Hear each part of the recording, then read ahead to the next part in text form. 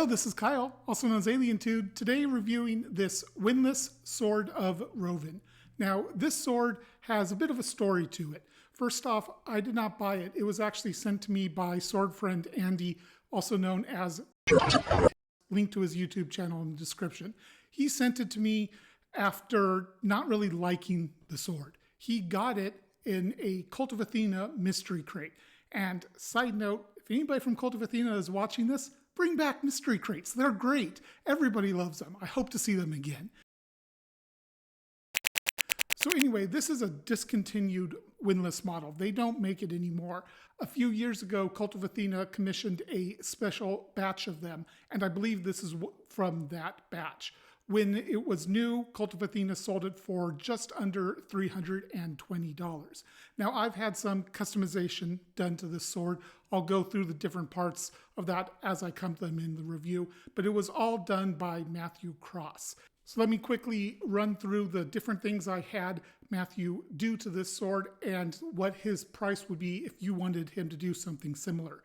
He made a scabbard for the sword at $350. He sharpened it at $100, blackened the hilt furniture at $75, and redid the grip wrap for $150. So all told, that's a considerable investment in this sword. Why did I do this? This sword by itself sells for $320. The scabbard alone is more than that. So I must really like this sword, right? Well, we'll see about that as I go through the review. But the main reason I wanted to have a lot of customization done to this was to really make this sword shine and see how good it could be. This is a cult classic of Windlass fans. A lot of Windlass fans really like the Sword of Roven. So I wanted to give it the absolute best chance it could have to impress me. So that's why I went for, quite frankly, a lot of bling to make this sword look a lot better and also handle better with the grip rewrap. We'll get into that in a minute. So this sword is pretty clearly inspired by the Oakshott Type 20A sword, which saw use in the 14th and 15th centuries, so late medieval, early Renaissance. They were hand-and-a-half swords that had a blend of cutting and thrusting ability. They were mostly typified by a fairly long fuller and then two fullers that flank it, and usually a ricasso as well. That's the iconic look for this type of sword, and I think Windlass did a good job interpreting that into their version. So I do have a scabbard here, but this is not the one that the Sword of Roven normally comes with, which would be one of Windlass's typical leather sheaths. However, when Andy got this in his mystery crate, it did not have a scabbard sheath, whatever you want to call it. So when I had Matthew Cross do the sharpening and the grip rewrap, I was like, you know what, let's have him go ahead and make a scabbard for it too. This is one of the first, if not the first, commissioned scabbard he's done. He had made a few for his own swords, but I think this is the first one that he actually made for somebody else. And he did it in this nice red look. There's some stamping on here. This is the first time he tried stamping anything as well. And it's obviously a very simple scabbard, but it's also very nicely fitted. Like if we shake it, there's only a tiny bit of wiggle right up here. None down here where most of the wiggle usually happens in swords. If we hold it upside down, it'll very gently slide out, but it doesn't come right out or anything. It's actually a very good fit. And it's also fit to the lingette here very nicely.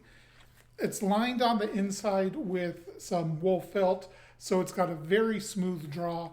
And overall, it's a nice scabbard. It's not fancy by any means, but it's functional, it looks nice, and it fits well.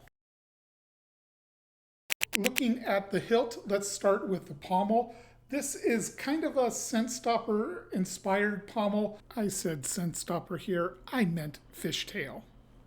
Although I'm not familiar with any historical swords that have this general shape, certainly not this kind of, almost looks like a washer here, although it isn't. It is part of the rest of the pommel. It's a little wonky in a good way. And let me explain what I mean by that. It's not symmetrical in any shape, any dimension. It's a little bit wider over here than it is over here. It's just got a little bit of asymmetry all over it that I don't mind at all. But my hunch is this is one of the reasons this was in that mystery crate in the first place. Cult of Athena tended to put what they considered maybe munitions grade or blemished swords in their mystery crates. And I'm thinking probably the lack of the scabbard and then the fact that this pommel is just a little bit wonky all over.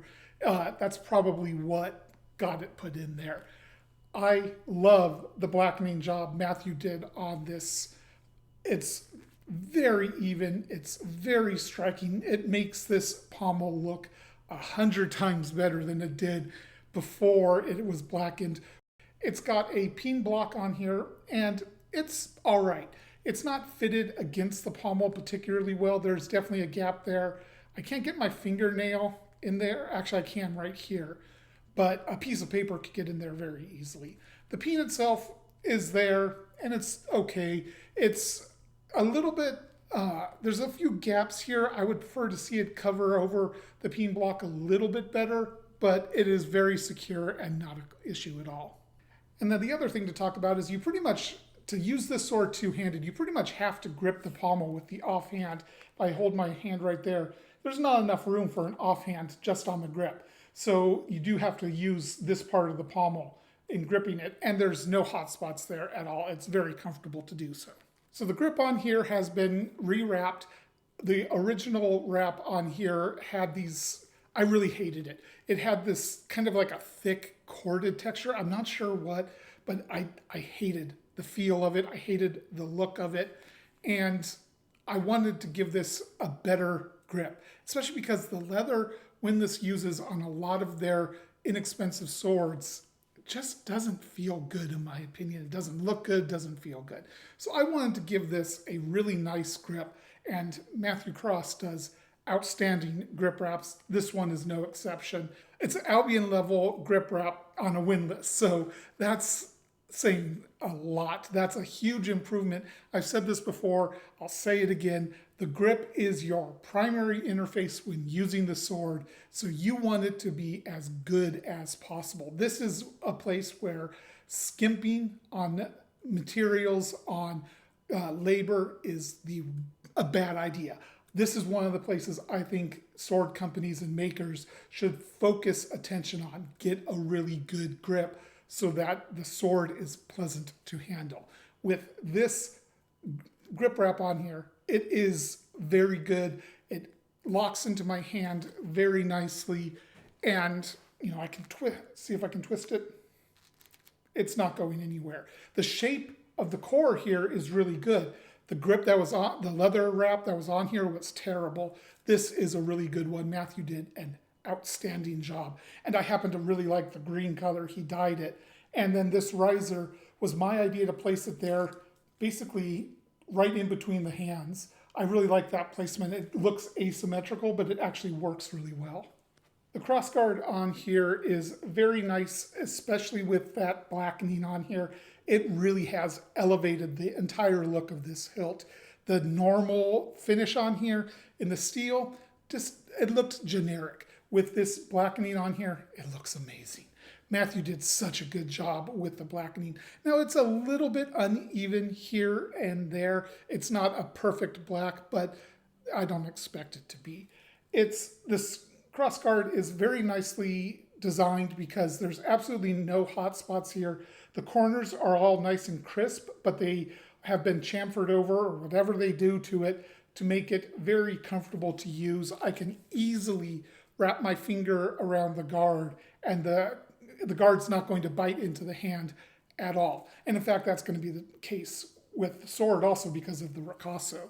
So the crossguard is very attractive. I really like these little grooves here. There's some dimension to it. It does get a little bit thinner in the middle and then swells back out here. This is a nice crossguard, nicer than what Windlass normally puts on.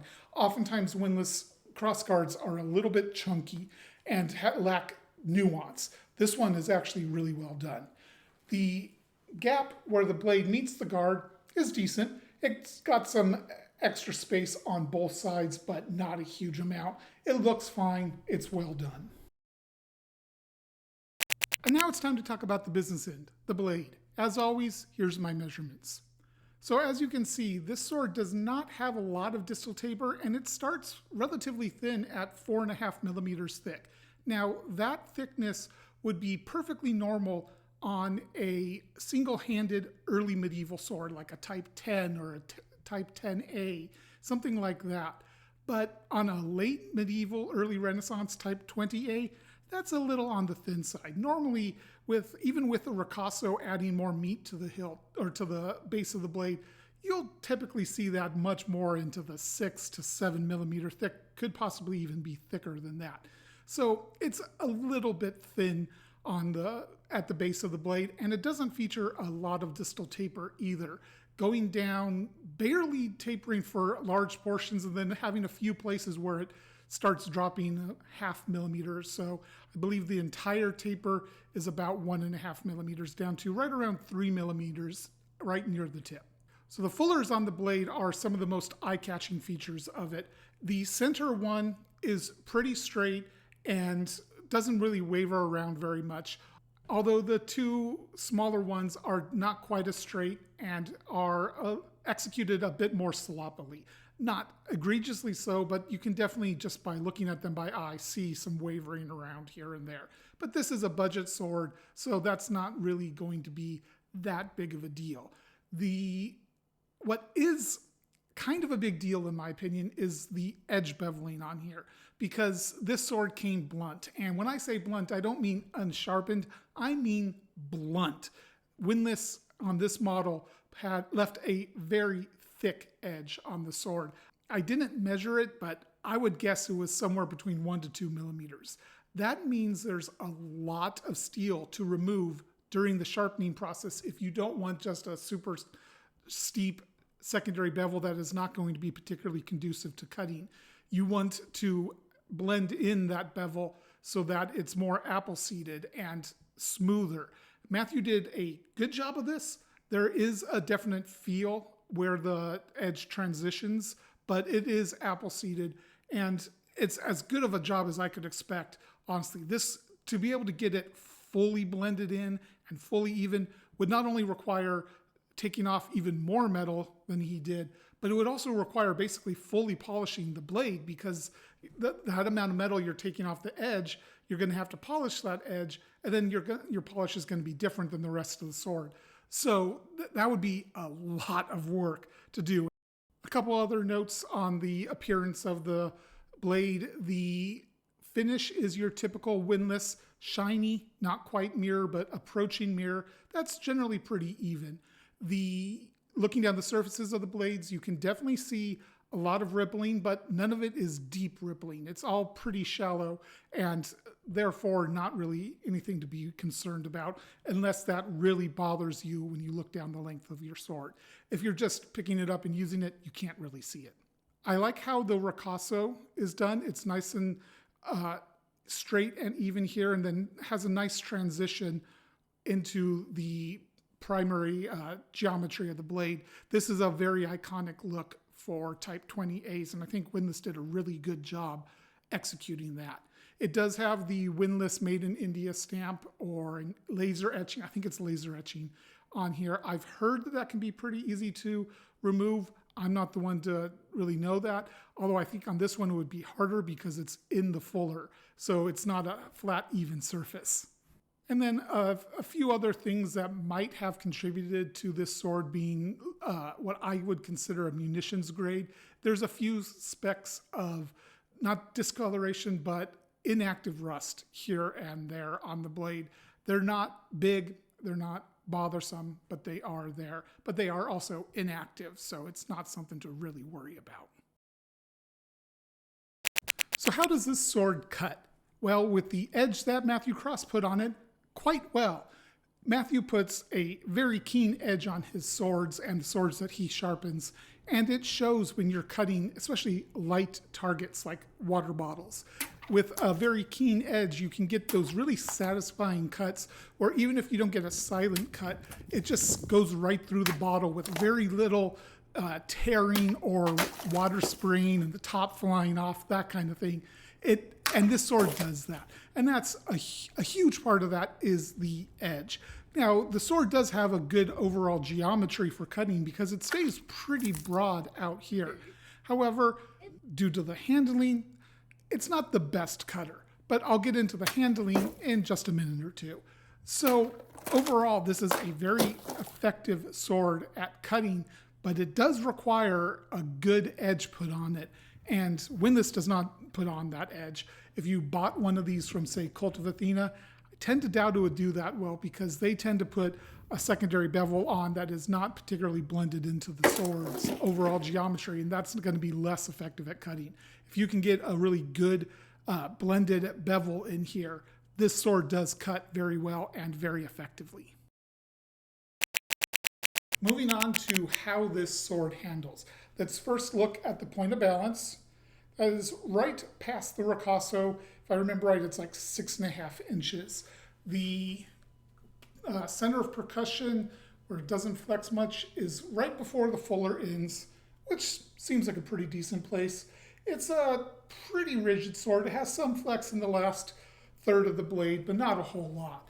And the hilt percussion node is a little misplaced. It's a bit more in the crossguard. It could use to be a little bit lower, but that's not a huge amount, not a huge deal. So how does this sword handle? I'm going to use an adjective to describe it, and then I'm going to spend pretty much the rest of this section, I think, justifying that adjective. This sword handles dumb. And what do I mean by that? A lot of swords, well-designed swords that handle well, swords that you pick up and know how to use, you pick them up and they are at least somewhat intuitive. They tell you, all right, you move it like this, cuts like this, thrust like this. They guide you through the process of using them. This sword does not feel like that. This sword doesn't tell me how it wants to be used because it's not particularly refined of a design. It starts at around 4.5 millimeters thick. It stays very close to that for a large portion, and then only tapers in about 1 to 1.5 millimeter, if I remember right. There's not a lot of distal taper here, and it hurts the sword, frankly. There's a lot of weight out here in the blade and in the foible, where you would expect more of the weight to be here. Because there's so little distal taper, and because the sword starts a little bit on the thin side, to be honest, it doesn't move quite right. It doesn't pivot quite right, because at least not for the way the vast majority of swords I've handled feel like. So it's a little clunky, a little dumb. When I'm just trying to move the sword where I want it to, if I'm trying to deliver the tip somewhere, I feel like I have to be more deliberate than I want to. I have to slow down a little bit and really get it where I want it to be. Whereas a sword that is more nimble, that is going to be a little more focused and thrusting, it's going to be quicker and easier to get the point where I want it to. All right, so that tells me this sword not really designed for thrusting. And if you look at the blade profile, it's not a particularly thrust-focused profile or tip, but it's also not non-focused. It can definitely do thrusting with this profile. So, but regardless, it's not particularly great at thrusting just in terms of how it feels. So then I would then think, okay, well then this is going to feel like a powerful cutter, right? Kind of. It is blade heavy. There's a lot of blade presence out here. So it feels like it can definitely deliver power. But it pivots a little bit weird. The pivot point, I'm not used to where it is. It's further out here on the blade, and it doesn't really want to move and swing the way I expect a sword to do. And I'm not just talking about late medieval swords, the swords that I favor the most. I'm talking about it doesn't really move like earlier medieval swords, like a Type 12A or the great swords of war. It just feels clunky and slow. and it doesn't feel particularly great to cut with. So it doesn't feel particularly great to move around and cut with, and it doesn't feel good for thrusting. So what's it for? That's what I'm saying. It handles a little dumb because it doesn't feel like it's designed for cutting or thrusting. And what else is there for a sword?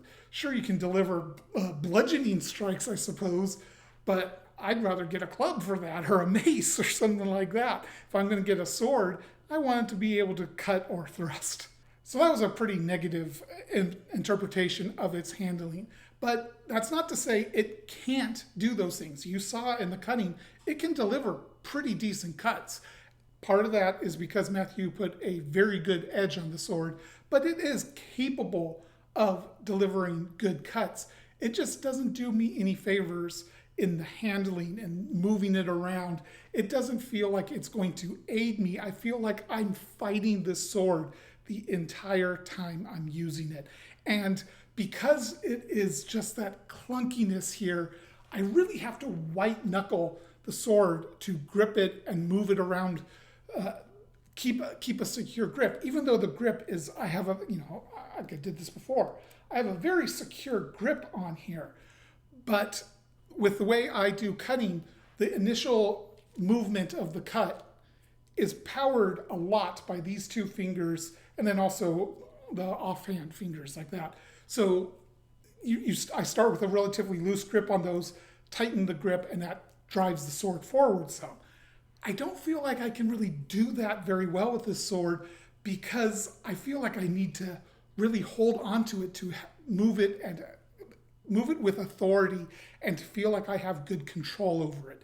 So it ends up feeling a little slow because I'm not able to get that initial whip going with what I feel is good control. And then, like I mentioned earlier, I can wrap a finger around the guard, and this does feel like it improves my grip, but it doesn't, and I can power it with my fingers a little bit better like that, and it feels a little more secure, but it doesn't help in terms of how intelligent the sword handles. I still don't feel like I have great tip control. I don't feel like it pivots the way I want. In fact, I think it feels like it pivots even worse like this.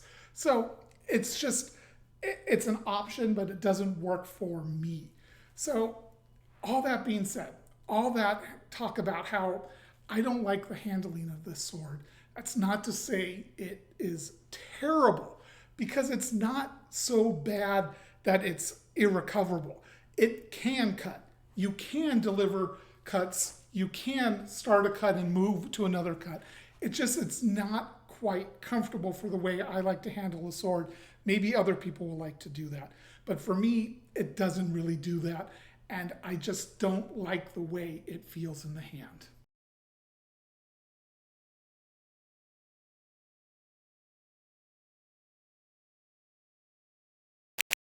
All right, bottom line, there's a lot to talk about here. First off, I didn't do potential improvements because this is a discontinued model, and I don't think Windlass would really care what I have to say. But if this were, the one thing I would say is improve the thickness, make it a little thicker here at the base, more distal taper. But, like I said, I don't think that's going to happen. This is a discontinued model. Talking about whether or not this sword is worth it to me, like I said, is a little tricky because by itself, this is not in the default state. I didn't use it in the default state.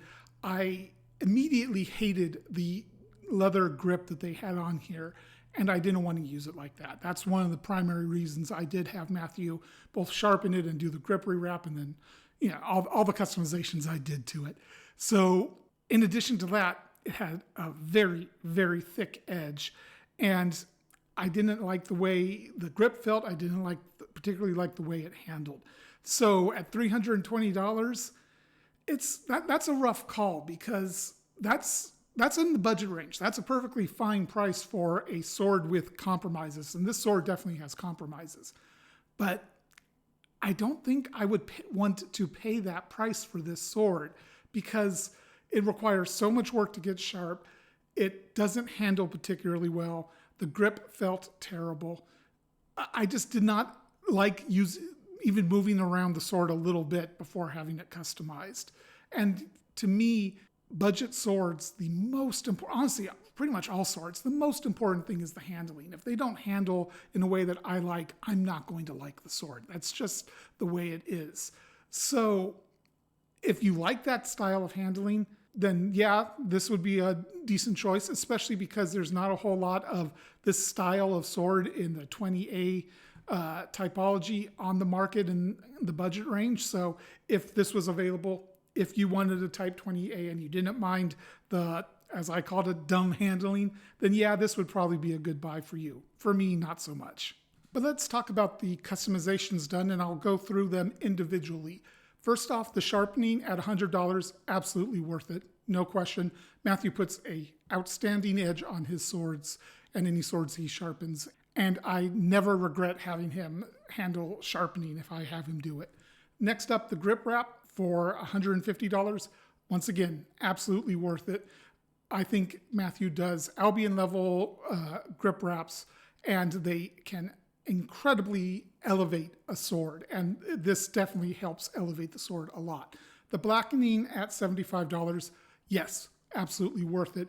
Looks gorgeous. Absolutely beautiful blackening here. The scabbard at $350. That one's going to be a bit tougher. That's a very plain scabbard, and while it fits very well, that price is getting you pretty close to something like Stephen Huerta or Andy Sunda scabbard. Those will usually cost another $150 to $200, but you can get a lot more decoration and detail in them. Although I will say Matthews might be the best fitting of those that I've had experience with. So that one's a little bit tougher, but if in the right case, I think the scabbard can be worth it. Now, I should mention, I consider Matthew a friend. I am probably biased at some point, at least somewhat, in my judgments here. Now, all that being said, that's a lot of added money to this sword. We're approaching $900 for the total price for this sword, including the base sword and then all the customizations. That's a lot. Let's be real. That brings this up into being a competitor with Albion, although it does have a scabbard. So maybe a better comparison would be a competitor with Valiant Armory. And sure, it's less expensive than that, but it's the same ballpark. It's also somewhat comparable to Dark Sword Armory. And there, I would say this is better than the Dark Sword Armory experience I have. But it's definitely not as comparable to a Valiant Armory or an Albion.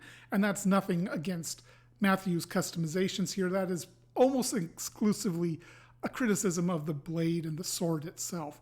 I don't think this sword justified the cost I put into all the customizations here, unfortunately.